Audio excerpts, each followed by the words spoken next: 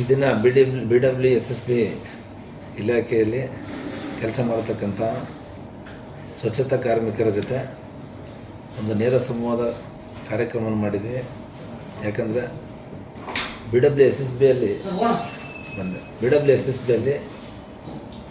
ಕೆಲಸ ಮಾಡ್ತಕ್ಕಂಥ ಕಾರ್ಮಿಕರು ನೇರವಾಗಿ ಪಿಟ್ಗುಂಡಿಗಳು ಮತ್ತು ಡ್ರೈನೇಜ್ಗಳ ಜೊತೆ ನೇರ ಕನೆಕ್ಷನ್ನಲ್ಲಿ ಕೆಲಸ ಮಾಡ್ತಕ್ಕಂತಹ ಒಂದು ತುಂಬ ರಿಸ್ಕ್ ಆಗಿರ್ತಕ್ಕಂಥ ಕೆಲಸ ಮಾಡ್ತಕ್ಕಂತಹ ಕಾರ್ಮಿಕರು, ಅವರ ಒಳಿತು ಮತ್ತು ಅವರ ಆರೋಗ್ಯ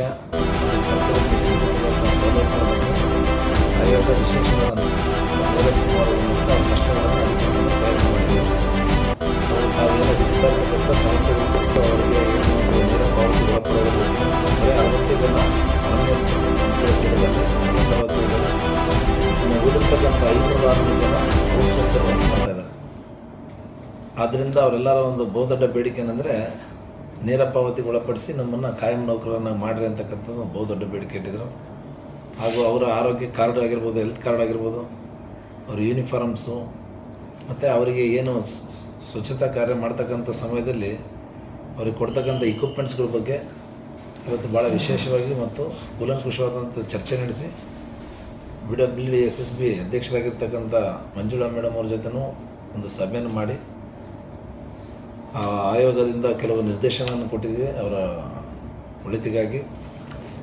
ಮತ್ತು ಅವರ ಕೆಲವು ವಿಷಯಗಳನ್ನು ಮಾನ್ಯ ಮುಖ್ಯಮಂತ್ರಿಗಳ ಜೊತೆ ಸಮಯ ತಗೊಂಡು ಅದಕ್ಕೂ ಕೂಡ ಆಯೋಗ ಈಗ ವರದಿ ಮಾಡಿ ಅವ್ರಿಗೆ ಆಗಬೇಕಾಗಿರ್ತಕ್ಕಂಥ ಸೌಲಭ್ಯಗಳನ್ನು ನೀಡೋದಕ್ಕೆ ಈ ಸರ್ಕಾರ ಮತ್ತು ಈ ಆಯೋಗ ಸಂಪೂರ್ಣವಾಗಿ ಕೆಲಸ ಮಾಡುತ್ತೆ ಅಂತ ಹೇಳೋದು ಇಷ್ಟ. ಈ ರೀತಿಯ ಸಭೆಗಳು ಈಗ ಮೊದಲ ರಾಜ್ಯದಲ್ಲಿ ಆಗಲೇ ನಾನು ಸಾಕಷ್ಟು ಕಡೆ ಮಾಡ್ತಾ ಇದ್ದೀನಿ. ರಾಜ್ಯದಿಂದ ಸುತ್ತಿ ನನ್ನ ಫೇಸ್ಬುಕ್ಕು, ಯೂಟ್ಯೂಬು ಮತ್ತು ನನ್ನ ಇನ್ಸ್ಟಾಗ್ರಾಮ್ ನೋಡಿದರೆ ತಮಗೆಲ್ಲ ಗೊತ್ತಾಗುತ್ತೆ ಏನು ಕೆಲಸ ಮಾಡ್ತಾ ಇದೆ ಆಯೋಗ ಮತ್ತು ನಾನು ಅಂತ. BWSSBಯಲ್ಲಿ ಕೆಲವು ಸಾವುಗಳು ಸಂಭವಿಸಿದ್ವು. ಅವುಗಳು ಆದ್ದರಿಂದ ಅದರದ್ದೊಂದು ವಿಶೇಷವಾದಂಥ ಸಭೆ ಮಾಡಿ ಇವತ್ತು ಇನ್ನು ಮುಂದೆ ಯಾವುದೇ ರೀತಿಯಾದ ಅಹಿತಕರ ಘಟನೆಗಳಾಗಲಿ, ಪ್ರಾಣಹಾನಿ ಆಗ್ತಕ್ಕಂಥ ವಿಷಯಗಳಾಗಲಿ ನಡಿಬಾರ್ದು. ಅದಕ್ಕೆ ಏನು ಸೂಕ್ತ ಮುನ್ನೆಚ್ಚರಿಕೆ ಕ್ರಮಗಳು ತಗೋಬೇಕು ಅದರ ಬಗ್ಗೆನ ನಾನು ಭಾಳ ಕಟ್ಟುನಿಟ್ಟಿನ ಒಂದು ಸೂಚನೆಯನ್ನು ಕೂಡ ಇವತ್ತು ಆಯೋಗದ ವತಿಯಿಂದ ನೀಡಿದ್ದೀವಿ.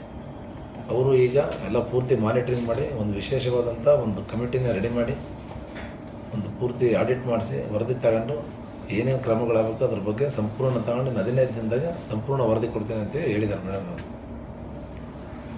Okay sir.